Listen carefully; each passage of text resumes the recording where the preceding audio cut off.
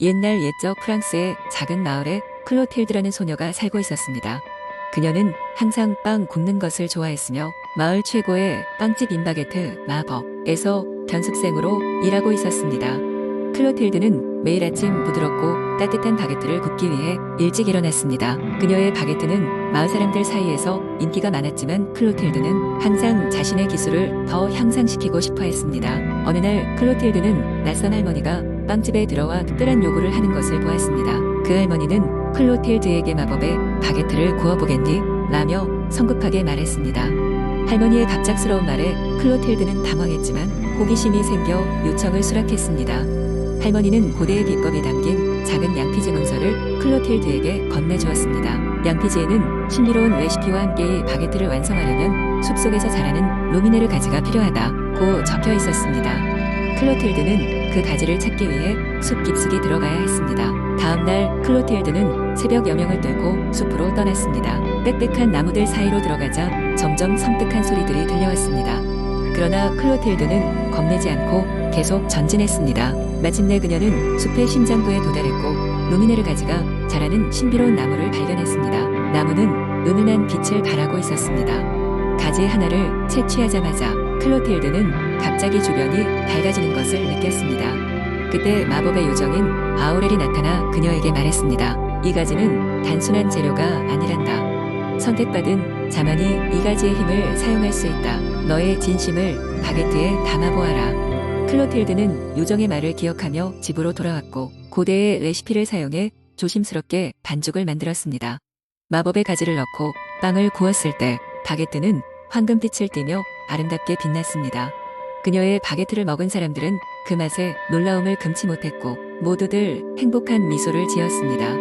그 후로도 클로틸드는 마을에서 가장 유명한 제빵사가 되었지만 그녀의 진정한 비밀은 언제나 그녀의 마음에 있었던 순수한 열정과 사랑이라는 것을 아는 이는 많지 않았습니다. 그녀는 마법의 바게트보다 더 귀중한 것을 배웠고 그것은 바로 자신의 일을 사랑하는 마음과 그것을 나누는 방법이었습니다. 그렇게 프랑스의 작은 마을에는 언제나 따뜻한 바게트의 향기가 가득했고 클로틸드의 이야기는 사람들 사이에서 전설로 남았습니다. 두 번째 이야기 옛날에 프랑스의 푸른 언덕 너머로 펼쳐진 울창한 마법의 숲이 있었다.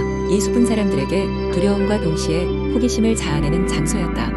나무 한 그루 한 그루가 비밀스러운 이야기를 품고 있는 듯했고 매일 아침 이슬이 맺힐 때마다 숲은 신비로운 빛을 발하였다. 하지만 이곳에 들어가는 사람들은 드물었다. 숲의 중심에는 연못이 하나 있었는데 그 연못은 사람들의 소원을 들어준다는 전설이 전해지고 있었다. 말이라는 어린 소녀가 있었다.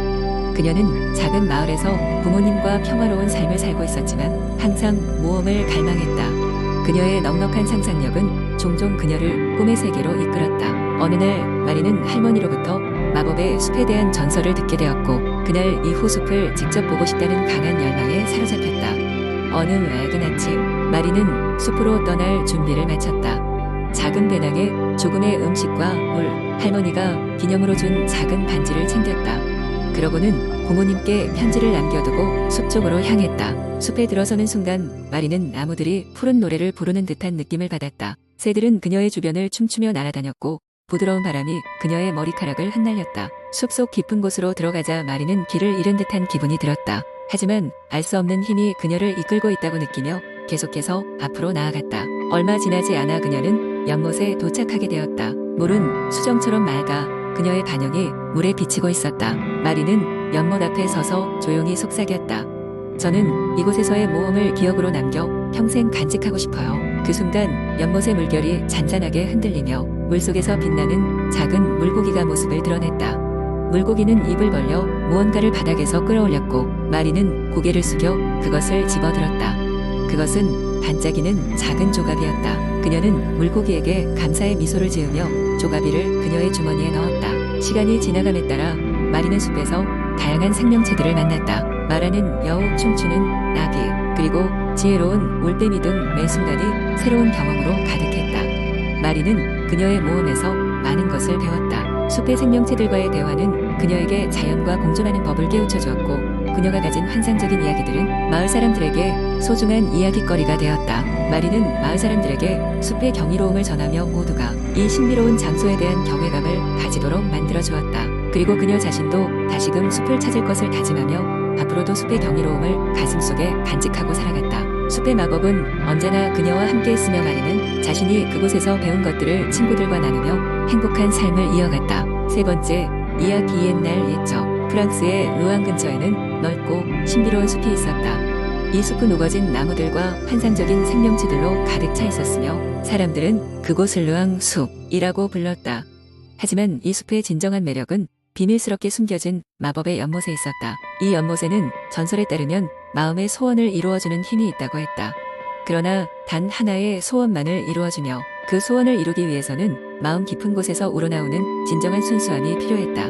오직 진심 어린 소망만이 연못에 의해 수용될 수 있었다. 그러던 어느 날 마리라는 이름의 소녀가 루앙에서 살고 있었다. 마리는 어린 시절부터 호기심이 많고 상상력이 풍부한 아이였다.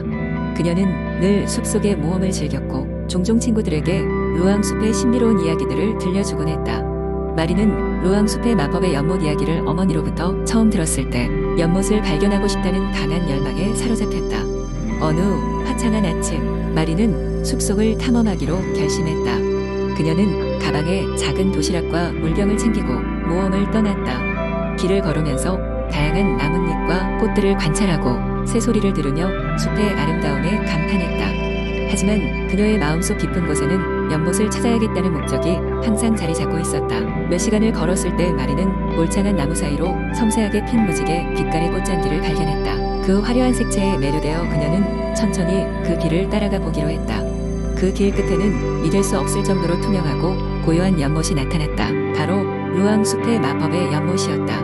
마리는 설레는 마음으로 연못에 다가가 물살을 만져보았다. 연못의 물은 상쾌하고 차가웠으며 그녀의 마음을 편안하게 해주었다. 마리는 가슴 깊은 곳에서 이루고 싶은 소원을 떠올렸다. 그녀는 가족들과 친구들이 건강하고 행복한 삶을 누리길 바라는 소원을 머릿속에 그렸다. 그 순간 연못의 물 위에 작은 파동이 일며 그녀의 소원이 연못에 의해 받아들여졌음을 느낄 수 있었다. 그날 이후 마리의 마을에서는 놀라운 변화가 일어났다. 마을 사람들은 서로를 더 배려하며 마을에는 따스한 웃음과 행복이 넘치기 시작했다. 그리고 마리는 자신이 연못에게 감사하는 마음으로 매주 그곳을 방문했다. 연못과의 약속을 소중히 여기며 그녀는 항상 자신의 진실된 소망과 함께 연못을 지켜보았다. 마리는 마법의 연못의 진정한 비밀을 깨닫게 되었다. 그 연못은 단지 소원을 이루어주는 것이 아니라 마음을 아끼고 사랑하며 살아가는 법을 가르쳐 주었다. 그녀는 어른이 되어도 그 느낌을 잊지 않았으며 자신의 아이들에게도 연못의 이야기를 들려주었다. 세월이 흘러 루앙 숲의 마법의 연못 이야기는 세대에 걸쳐 퍼져나갔고 모두가 알고 있듯이 마리의 소원은 끊임없는 행복과 사랑을 나누는 것이었다. 네 번째, 이야기. 옛날 옛적 프랑스의 깊은 숲속에는 작은 마을이 있었다. 이 마을은 장미꽃으로 유명했으며 모든 집의 창가에는 언제나 화려한 장미가 피어 있었다. 이 마을 사람들은 달빛 아래에서 장미가 어찌나 아름다운지 모두가 서로 자랑하곤 하였다. 그러던 어느 날 마을의 한 소녀가 숲속에서 우연히 낡은 오르골을 발견하였다. 그의 이름은 엘렌이었고 그녀는 자그마한 오르골을 기쁘게 집으로 가져갔다. 그 오르골에는 은색의 달이 새겨져 있었고 장미 모양의 손잡이가 달려있어 돌릴 수 있었다.